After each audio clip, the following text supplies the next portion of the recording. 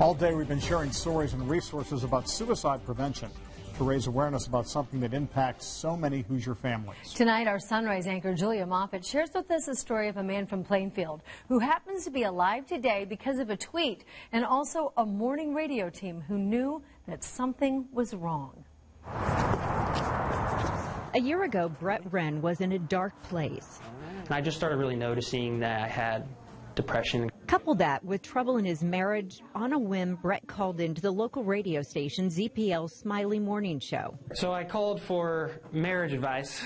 Probably the stupidest thing anybody could do is to call a radio station for marriage advice. I got a lot of negative feedback that day, and I decided to try and take my life that day. Brett went home and took an overdose of pills, but not before sending a tweet to the ZPL crew. A tweet from him first. It was kind of like none of it matters now, and mentioning taking some pills, and then there was another tweet that it should be over soon, I think, and feeling very, panicked. We kind of did some social media stalking, and were able to figure out, his last name and roughly the town he lived in. So we called, our boss called 911. The police were knocking on the door.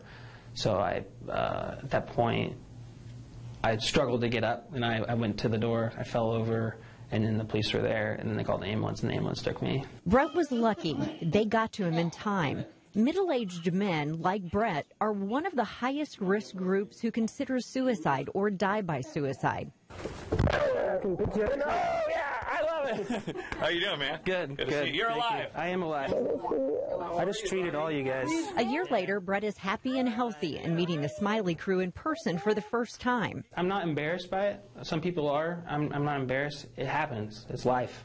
I'm hoping that people know that a random group of people that from a radio station took the time out of their day to make sure I stayed alive, and that people, no matter who you are, if you think you don't have anybody, you have somebody in your corner. I'm so happy for him. I'm so proud of the work that he's done and his family and how much better everything is. And I think so many people don't see the end of the rainbow. They don't understand that it can get so much better, and all you need to do is just keep working at it, and he's done a great job, and he's a wonderful example of how it can always get better. Julia Moffett, Channel 13, Eyewitness News.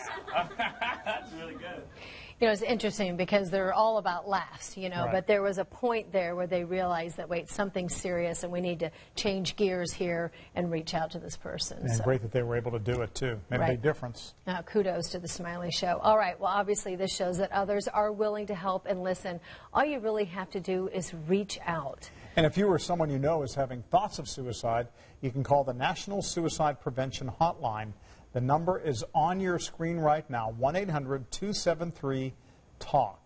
And we've also posted this along with a number you can text at WTHR.com/hope.